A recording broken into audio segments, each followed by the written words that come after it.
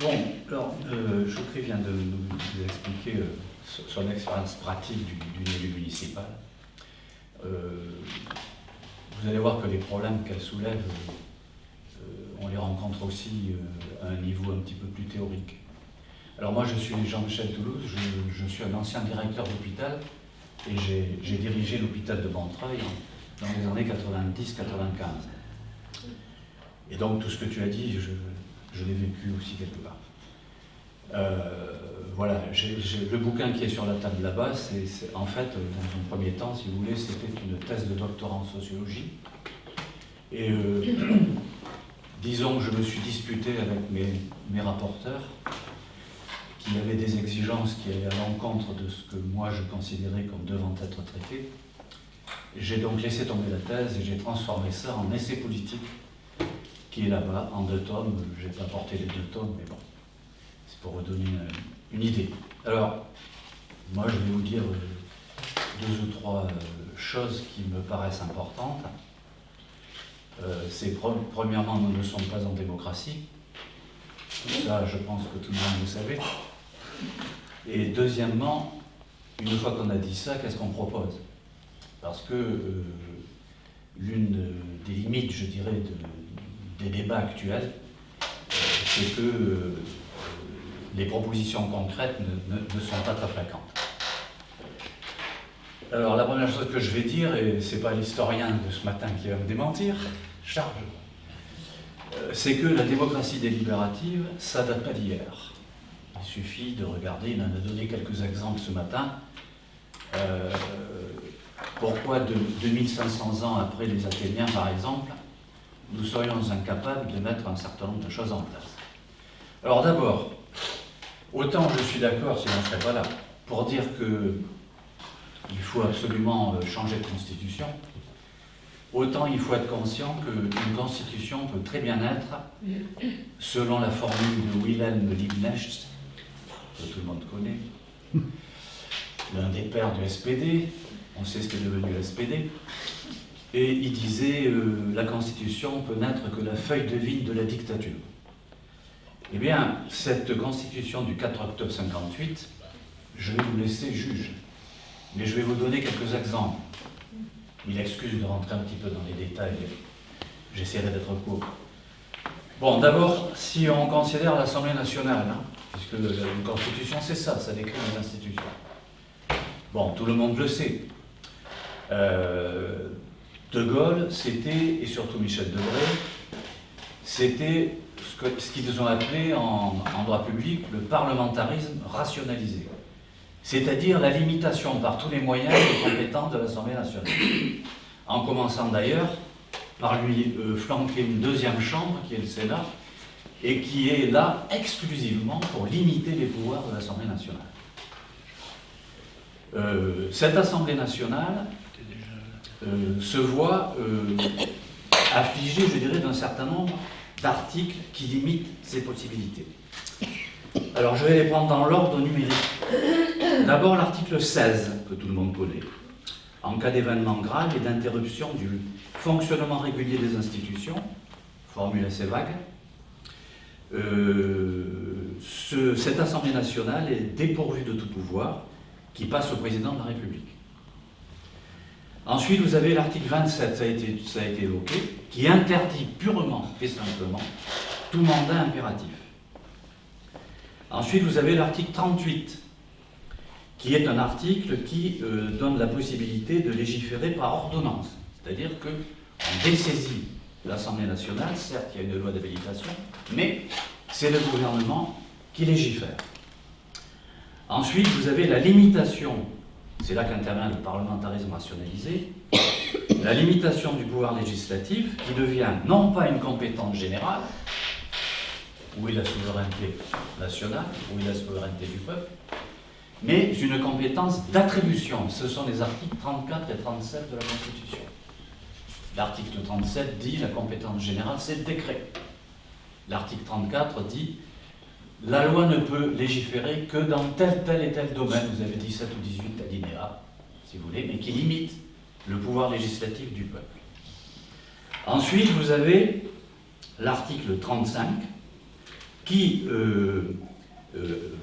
permet, si vous voulez, au seul gouvernement, quand même assez incroyable, au seul gouvernement de déclarer une guerre ou d'engager des troupes.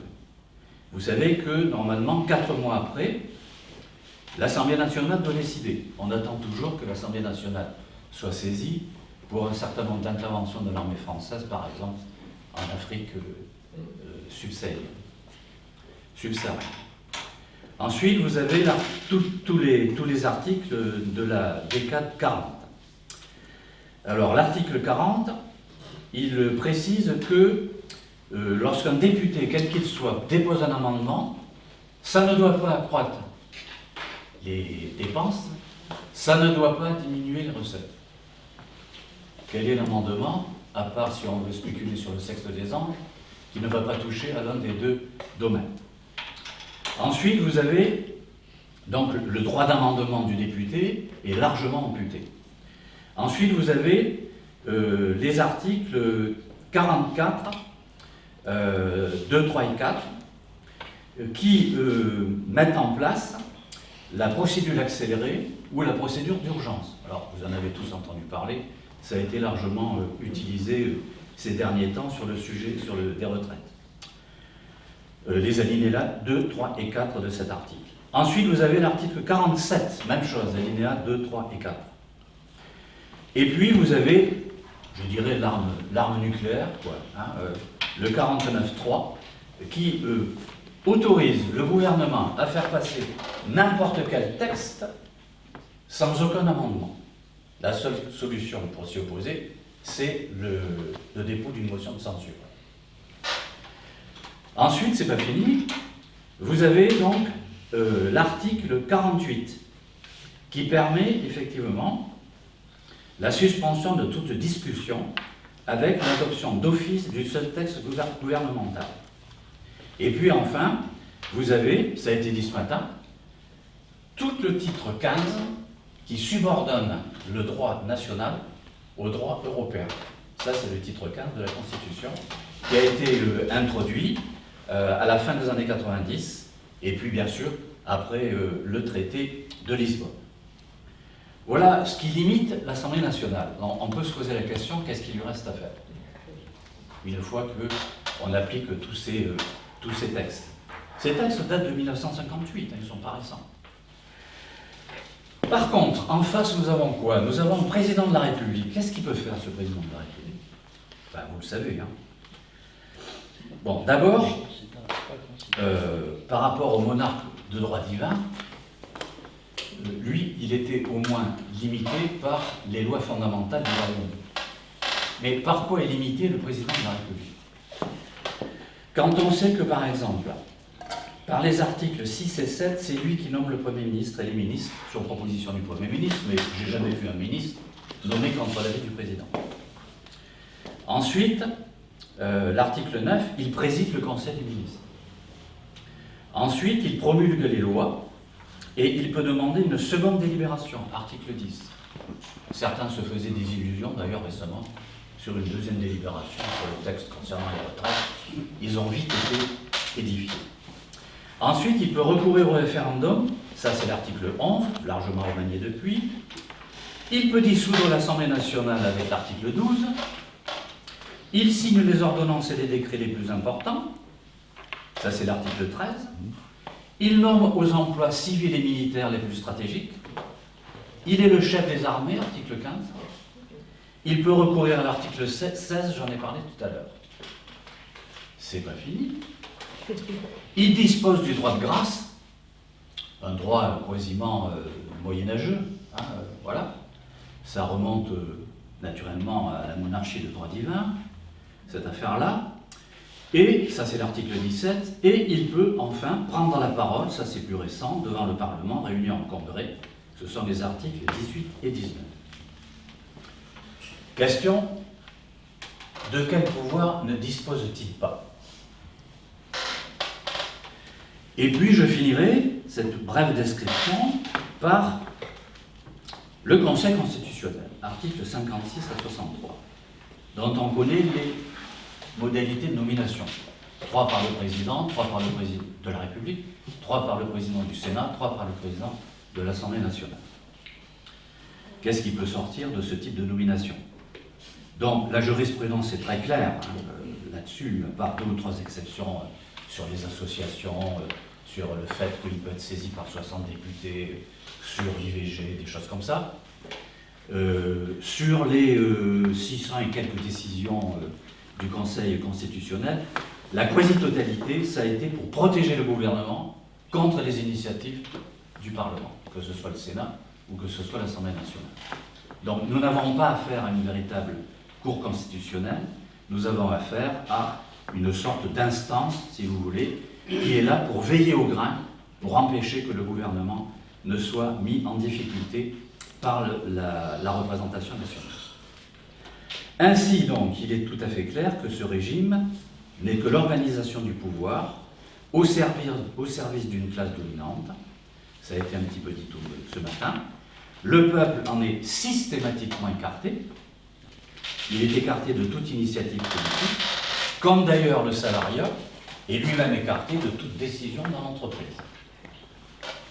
Ça, c'est une des raisons qui me pousse à dire que se battre pour une nouvelle constitution, oui, mais au-delà de la constitution institutionnelle, il y aura un certain nombre d'autres choses à aborder dans nos futurs, j'espère, comités locaux constituants. Voilà, ça c'est le régime dans lequel on vit depuis, avec toutes les vicissitudes qu'on a connues, 230 ans, puisque c'est le mandat représentatif. C'est-à-dire qu'à partir du moment où l'électeur, le citoyen, a mis son urne dans ce que moi j'appelle l'urne funéraire de la démocratie, il n'a plus rien à dire. La seule chose qu'il peut faire, c'est de dégommer l'élu qu'il a élu 6 ans après. Mais pendant le mandat électoral, le citoyen est renvoyé dans ses foyers. Tout le pouvoir est aux élus. C'est d'ailleurs ce que disait Sieyès dès 1791. La France n'est pas une démocratie. La France est un régime représentatif. Le peuple est incapable de penser et de décider. Il ne peut penser et de décider que par ses élus. Ça, ce sont les éléments fondamentaux d'un système représentatif. Parce que pour moi, la démocratie représentative, ça n'existe pas. Et je vais vous dire pourquoi. Je vais essayer de... 10 minutes. 10 minutes. T'as bouffé la moitié de ton temps. Bien, alors, je viens de vous dire ce que disait Sieyès. Sieyès qui, de plus, vous le savez tous, était l'un des organisateurs du coup d'État de Bonaparte, du duchy de Brumaire en 8. D'accord 9 novembre 1799, qui a liquidé naturellement la République dans ce pays, République qu'on ne retrouvera qu'en 48 après une révolution. Donc je vous ai dit ce que disait notre ami Sieyès, et on est là-dessus sur ce régime depuis 230 ans. Alors, quel genre de constitution et quel genre de démocratie nous pourrions souhaiter? Évidemment, je fais là des propositions, je ne suis pas le seul, il y en a d'autres. Et justement, ce qui est inquiétant, c'est qu'on ne puisse pas être capable de se mettre d'accord sur un certain nombre de propositions minimum. Alors moi, je vais vous en faire quelques-unes, mais je ne suis pas le seul, bien évidemment, on y a beaucoup réfléchi aussi auparavant. Un peuple souverain, ça a été dit ce matin, c'est un peuple qui possède le pouvoir de décider. Ce pouvoir lui est dénié par les classes dirigeantes qui ont confisqué l'ensemble des institutions et qui ont décidé que le peuple est incapable de penser, de s'organiser. Sieyès. C'est ce que vous dit aussi M. Macron dernièrement, puisqu'il dit « Le peuple n'est pas légitime. Ce qui est légitime, ce sont ses représentants. » Il l'a dit, il y a dernièrement pour les retraites. Le pouvoir n'est pas dans la rue. Où est le pouvoir s'il n'est pas dans la rue? Il est confisqué par une classe sociale. Alors, cette classe sociale, naturellement, a colonisé la totalité des appareils, y compris des appareils médiatiques, on l'a dit ce matin. Donc, il a les écoles, la radio, la télévision, la presse, les réseaux sociaux. Il contrôle l'armée, les églises, la police. Il contrôle les entreprises, il contrôle tout, ce pouvoir. Bien. Donc, effectivement, le seul objectif par lequel ce pouvoir peut tenir, le seul moyen, c'est la fabrication de l'opinion, donc effectivement la maîtrise sur les moyens d'information. Alors, le peuple français, dans toute son histoire, il en a connu quand même. Je vous le rappelle brièvement, monarchie de droit divin, monarchie constitutionnelle, convention nationale, créatrice d'ailleurs de la Première République, au passage, qu'on fête tous les ans avec André Bellon, sur le lieu même où siégeait la Convention nationale de l'époque. Et puis, naturellement, après le 9 Thermidor, le Directoire, leur établissement, le consulat, leur établissement de l'Empire, et puis la Restauration nationale, remonarchie constitutionnelle, et puis Deuxième République, et Commune de Paris, j'en dirai deux mots, Troisième, Quatrième et Cinquième République. Nous avons même connu un État fasciste entre 1940 et 1944, comme vous vous souvenez.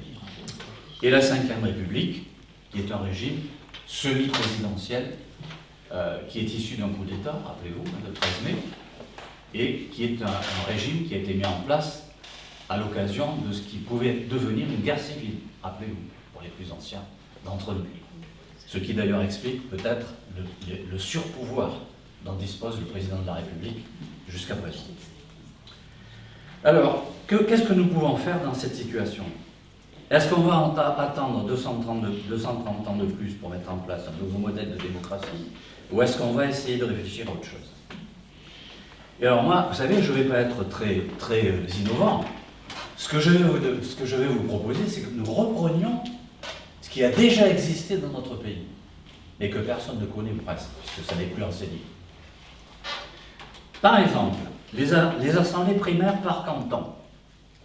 Les assemblées primaires par canton, pendant la période révolutionnaire, 1791-1799, oui, ça a quand même duré 7 ou 8 ans, pas dans la même formulation, bien sûr, mais ça existait.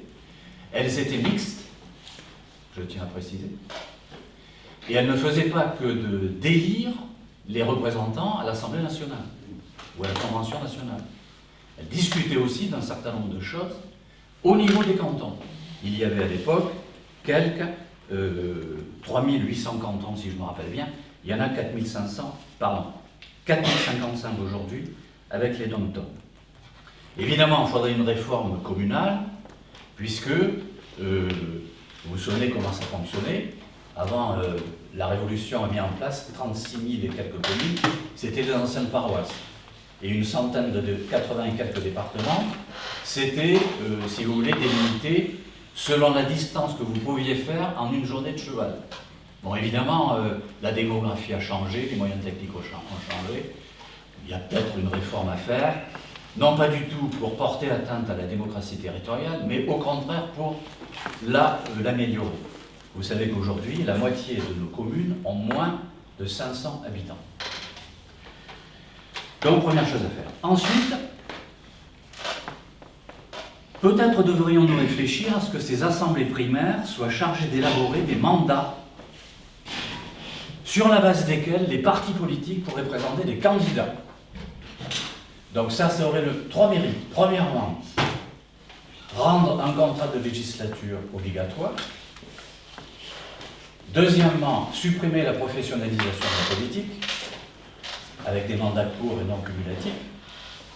Et troisièmement, essayer, en effet, de mettre un petit peu d'ordre aussi au niveau des partis politiques. J'y reviendrai. Ensuite, vous savez qu'il y a tous nos constitutionnalistes, politologues, sociologues aujourd'hui, excusez-moi, je vais citer des noms, les Manin, les Rosan-Vallon, les Saint-Omer, les Blondiot, les Birnbaum, etc., pour ne prendre que les plus connus, mais il y en a d'autres, ne reconnaissent un moment délibératif pour les élus, jamais pour le peuple. Le peuple, c'est bien connu, est incapable de penser et de décider. C'est ça le système représentatif. Moi, ce que je propose, je ne suis pas le seul, c'est que ces assemblées primaires, dans tous nos cantons, dans les communes, après peut-être une réforme communale, puisse délibérer sur tous les sujets. Tous les sujets. Voilà. Et on en a la capacité, naturellement, aujourd'hui, avec, je dirais, l'amélioration du niveau culturel, bien qu'on puisse discuter de ça, en effet, et surtout les moyens techniques.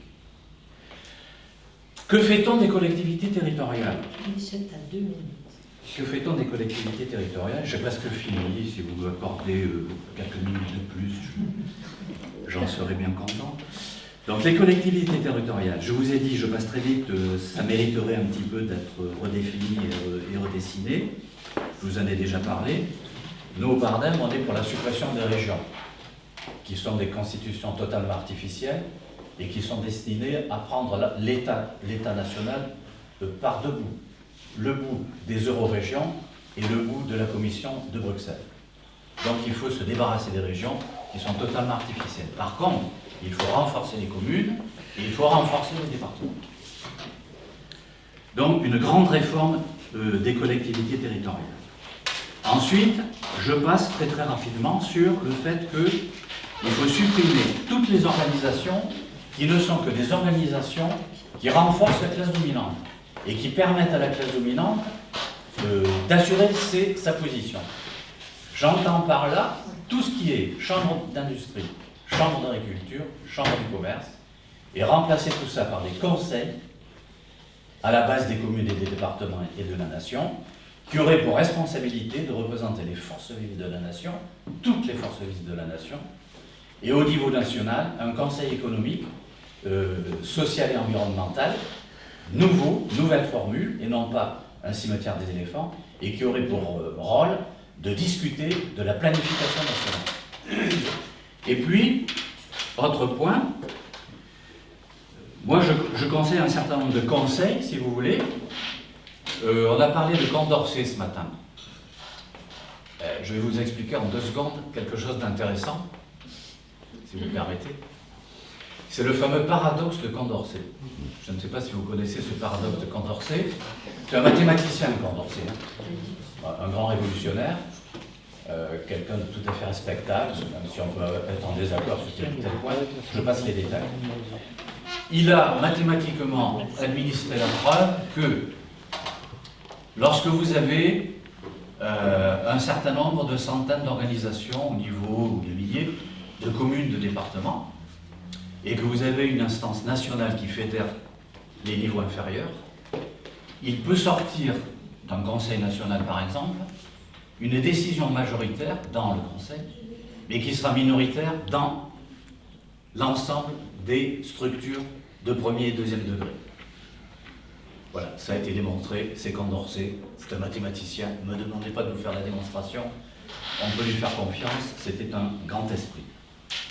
Eh bien, la seule chose par laquelle nous devons éviter ça, et ça c'est ce qu'on propose notamment au Bardem, c'est une assemblée nationale, chambre unique, on supprime le Sénat, élue à la représentation proportionnelle, selon un scrutin de liste plurinominal à un seul tour, 2 listes au niveau national, avec prime à la majorité. Tout ça, ça existe dans des pays étrangers. On n'invente rien. Par exemple en Allemagne, mais on pourrait citer d'autres pays. Ceci éviterait, puisque vous avez tous constaté qu'actuellement, si on met en place une représentation proportionnelle telle qu'elle, il n'y aura pas de majorité à l'Assemblée nationale. Vu la fragmentation politique de ce pays, qui est aussi un objectif poursuivi par la classe dominante, bien entendu. Donc il faut trouver un système. Ce système, c'est la RP avec prime à la majorité. Mais on pourra en discuter. Bon, le Conseil constitutionnel, je passe, puisque j'en ai déjà parlé. Nous sommes pour une Cour constitutionnelle, élue par l'Assemblée nationale, sur une liste de juristes professionnels spécialisés en droit public. Ça existe aussi dans d'autres juridictions. Et puis, on parlait tout à l'heure du citoyen ce matin. Nous considérons que le pouvoir du citoyen doit être effectivement promu par 3 ou 4 moyens très simples et qu'on connaît. Premièrement, ce pourquoi se sont battus les Gilets jaunes. c'est-à-dire le référendum d'initiative, référendum d'initiative citoyenne. Moi, je traduis ça par RIP, référendum d'initiative populaire, mais ça peut se discuter.